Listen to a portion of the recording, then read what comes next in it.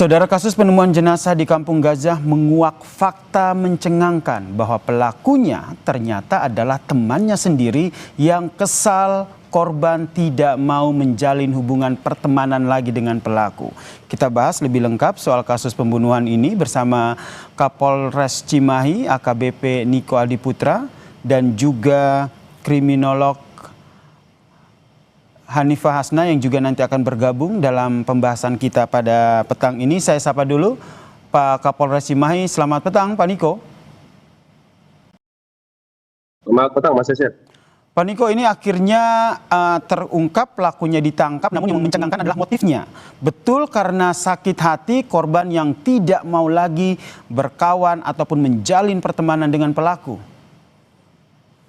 Ya betul, jadi perlu kami sampaikan bahwasanya motif yang akhirnya menjadi alasan dari pelaku, si eksekutor YA ini yang mana akhirnya mengajak tersangka lainnya atau pelaku AP ini adalah memang karena sakit hati. Sakit hati di saat korban ZA memutus pertemanan, sehingga dia menyampaikan sudah tidak perlu lagi menghubungi dan tidak perlu lagi untuk berteman, sehingga alasan itulah yang membuat akhirnya pelaku menjadi sakit hati dan akhirnya memutuskan untuk berangkat menuju ke Bandung dengan niatan memang untuk menghabisi nyawa si korban. Demikian.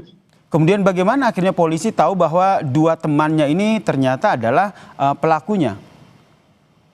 Ya tentunya berdasarkan hasil full bucket yang kami miliki dan juga dari hasil olah TKP awal, dari kemudian 9 saksi yang kami lakukan pemeriksaan dan kemudian juga hasil olah TKP awal, akhirnya merujuklah terhadap pelaku yang dalam kurun 1 kali 24 jam alhamdulillah berhasil kami amankan, walaupun pelaku sempat melarikan diri awalnya menuju ke Tasik, akhirnya diamankan di daerah Garut, tepatnya di Kecamatan Banyuresmi, seperti itu.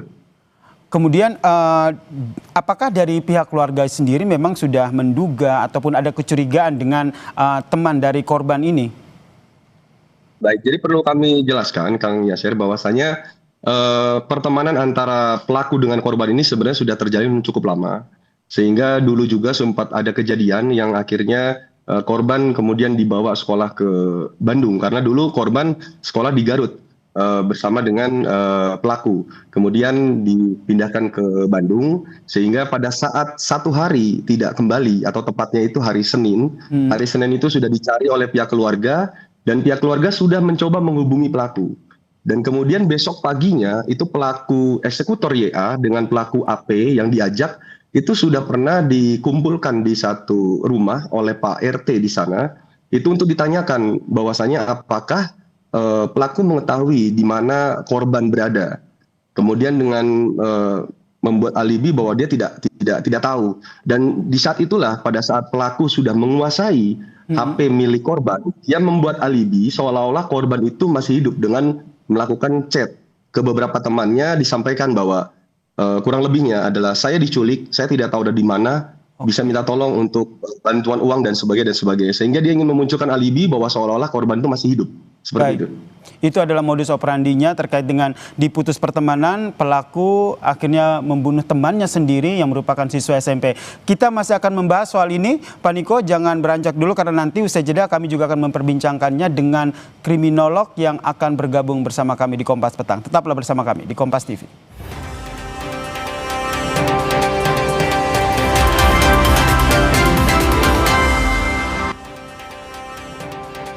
Kami lanjutkan perbincangan kami terkait dengan kasus diputus pertemanan. Akhirnya seorang pelajar ini menjadi korban pembunuhan oleh temannya sendiri. Tadi sudah berbincang dengan Kapolres Cimahi AKBP Niko Adiputra dan saya juga akan mengajak untuk bergabung bersama kami di diskusi ini kriminolog dari Universitas Indonesia Mbak Hanifah Hasna. Selamat petang Mbak Hanifah.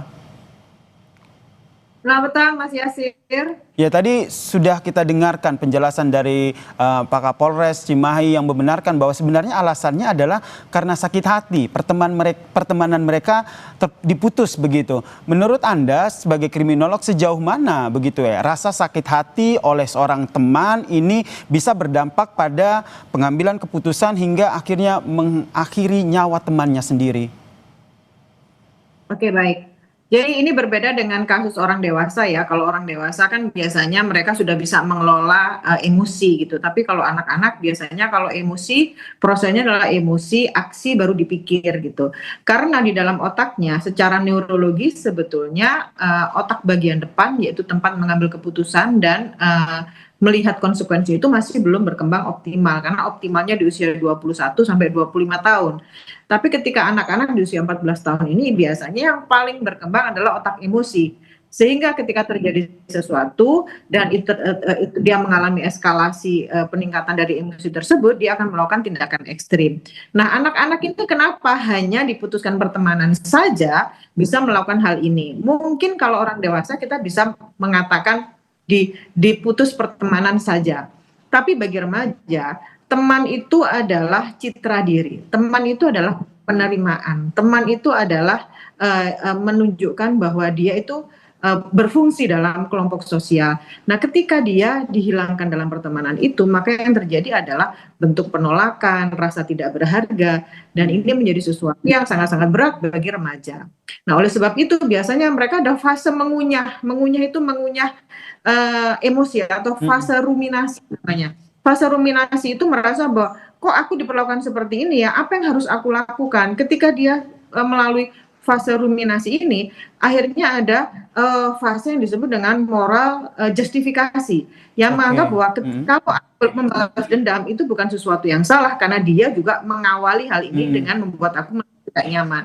Demikian. Baik, berarti memang pengaruh dari kondisi umur dari pelaku yang ternyata memang masih remaja begitu, ada 16 tahun dan juga 17 tahun. Saya ke Pak Kapolres, ini apa pendampingan ataupun proses hukum, maksud saya proses hukum yang akhirnya diterapkan pada dua pelaku ini akan seperti apa?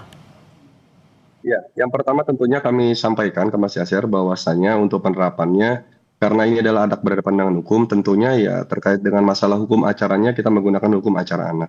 Hal-hal lain ya tidak ada yang berbeda. Untuk perkenan pasal juga kita akan kenakan pasal seperti pasal 80 ayat 3 untuk Undang-Undang Perlindungan Anak dan juga pasal 459 dari Undang-Undang Nomor 1 tahun 2023 tentang pembunuhan berencana.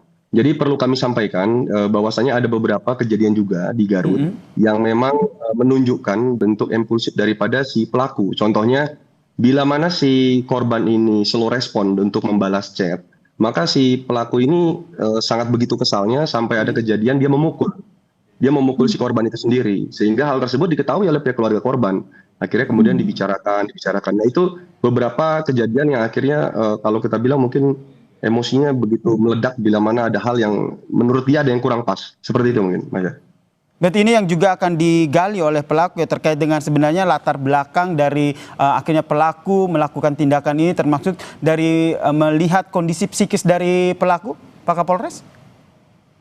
Ya, kalau seperti itu tentunya akan kita lakukan karena ini baru 1x24 jam kita lakukan upaya diamankan. Tentunya beberapa dengan pendampingan maupun pengecekan terkait dengan masalah psikis akan kita lakukan nanti berturut-turut ke depannya sesuai dengan kalender untuk proses penyidikan yang akan kita laksanakan ke depan nanti. Seperti itu. Mbak Hanifa, kalau Mbak Hanifa melihat sebenarnya ini bukan sesuatu yang muncul tiba-tiba begitu rasa sakit hati ini, tapi memang sebelumnya juga pernah ada kronologi kejadian antara pelaku dan juga korban. Anda membacanya ini betul mereka berkawan atau lebih kepada ada si pelaku yang lebih mendominasi terhadap korban? Ya, baik, bisa jadi demikian Mas, karena sebetulnya kejahatan yang dilakukan oleh seseorang pun oleh anak-anak itu sebetulnya bukan hasil dari kemarahan satu malam, tapi ini melalui proses panjang. Jadi kemarahan laten yang membuat seseorang melakukan eskalasi dari kemarahannya tadi itu. Ditambah lagi dengan kondisi psikologisnya yang kurang matang. Sebetulnya segala macam kejahatan itu karena yang pertama, karena tekanan tinggi, tekanan hidup yang tinggi. Tekanan hidup itu dari mana? Dari penerimaan tadi, dari penolakan dan lain-lain. Kemudian kontrol diri yang kurang. Kenapa dia kontrol diri yang kurang? Karena mungkin selama ini dia tidak diajarkan meregulasi emosi, baik dari sekolah, baik dari orang tua, baik dari lingkungan maupun dari ruang digital, yang membuat seseorang menjadi lebih ekstrim ketika melakukan kemarahan. Dan yang terakhir adalah kenapa anak-anak melakukan hal ini karena kontrol sosialnya tidak ada. Tadi Pak Bang Niko sudah menyampaikan bahwa dia atau si pelaku sering menunjukkan kemarahannya atau agresivitasnya. Tetapi yang dilakukan keluarga mungkin pada saat itu hanya mendamaikan, tetapi tidak melihat sinyal-sinyal bahwa anak tersebut memiliki kondisi psikologis yang berbeda. Oke. Sehingga harus dibantu dengan profesional. Karena kalau dibantu oleh profesional, kemungkinan emosinya bisa diturunkan dan agresi-agresi yang mungkin akan keluar ekstrim selanjutnya sampai melakukan pembunuhan bisa ditekan atau ditiadakan. Baik. Demikian Mas Yasir. Baik, terakhir singkat saja Pak Kapolres, dijerat dengan pasal apa kedua pelaku ini?